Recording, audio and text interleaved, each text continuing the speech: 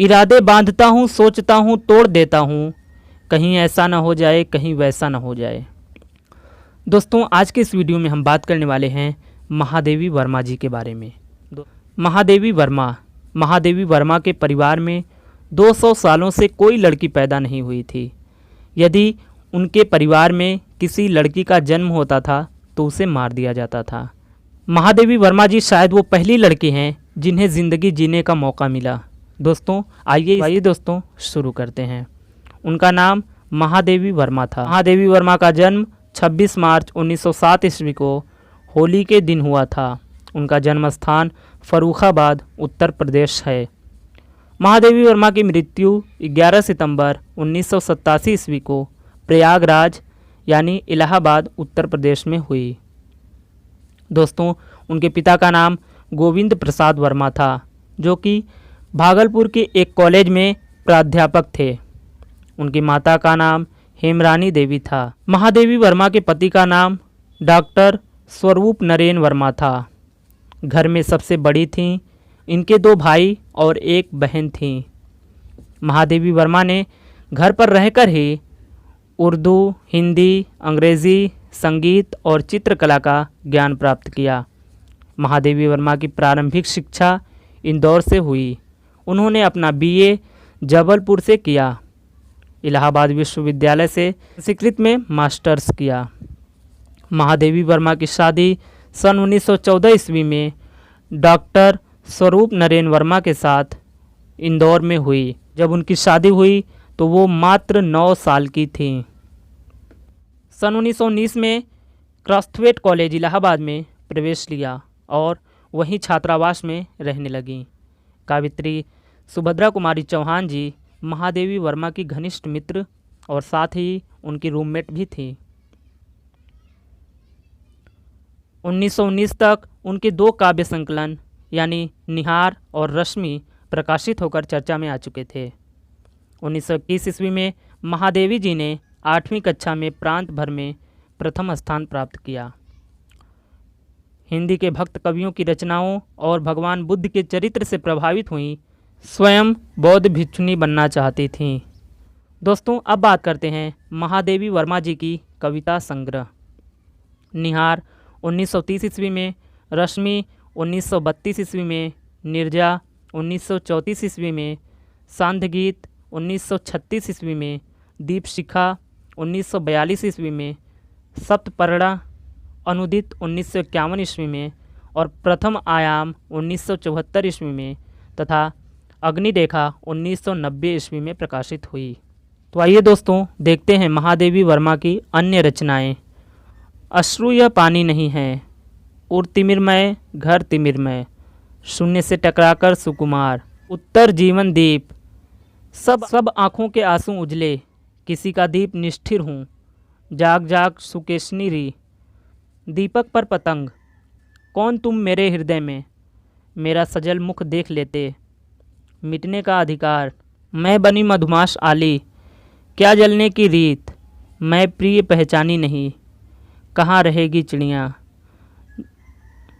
जब ये दीप थके, बिन भी हूँ मैं तुम्हारी, अग्नि भी हूँ अली, मैं कड़कड़ को जान चली, जाग तुझको दूर जाना, मैं अनंत पथ में लिखती जो, क्यों इन तारों को उलझाते, क्या पूजन, मैं नीर भरी दुख की बदली, प्रिय चिरंतन है महादेवी वर्मा, अली अब सपने की बात, दीपक अब रजनी जाती रे,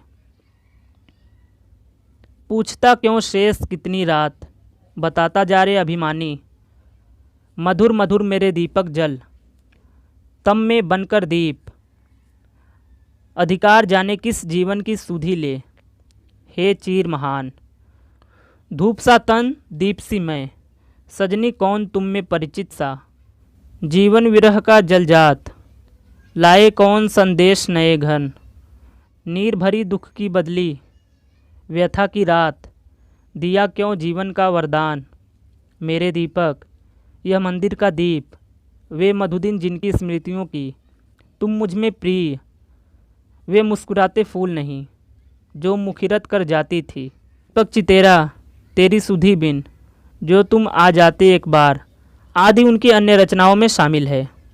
महादेवी वर्मा हिंदी भाषा की प्रख्यात कवित्रियों में हैं। महादेवी वर्मा छायावादी युग के 4 प्रमुख स्तंभ यानी सुमित्रा नंदन पंत, जयशंकर प्रसाद, सूर्यकांत त्रिपाठी निराला के साथ शुमार की जाती हैं। आधुनिक हिंदी कविता में महादेवी वर्मा एक महत्वपूर्ण शक्ति के रूप में उभरी। महादेवी वर्मा ने खड़ी बोली हिंदी को कोमलता और मधुरता से भर दिया, मानवतावादी काव्य के चिंतन को प्रतिष्ठापित किया। महादेवी वर्मा के गीतों का नाद, सौंदर्य, पैनी उक्तियों की व्यंजना शैली अन्यत्र दुर्लभ है। महादेवी वर्मा जी छायावाद रहस्यवाद के प्रमुख कवियों में से एक हैं। काव्य प्रतियोगिता में चांदी का कटोरा मिला था, जिन्हें उन्होंने गांधी जी को दे दिया था। सत्याग्रह आंदोलन के दौरान कवि सम्मेलन में अपनी कविताएं सुनाती थीं और उनको हमेशा प्रथम पुरस्कार मिला करता था। दोस्तों, महादेवी वर्मा मराठी मिश्रित हिंदी बोलती थीं। हिंदुस्तानी स्त्री की उदारता, करुणा, सात्विकता, आधुनिक बौद्धिकता, गंभीरता और सरलता महादेवी वर्मा के व्यक्तित्व में विशेष रूप से शामिल थे। वेदना और करुणा महादेवी वर्मा के गीतों की प्रमुख प्रवृत्ति है।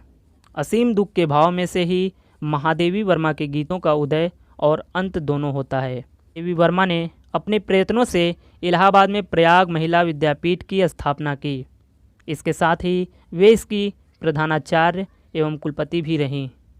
सन 1932 ईस्वी में उन्होंने महिलाओं की प्रमुख पत्रिका चाँद का कार्यभार संभाला।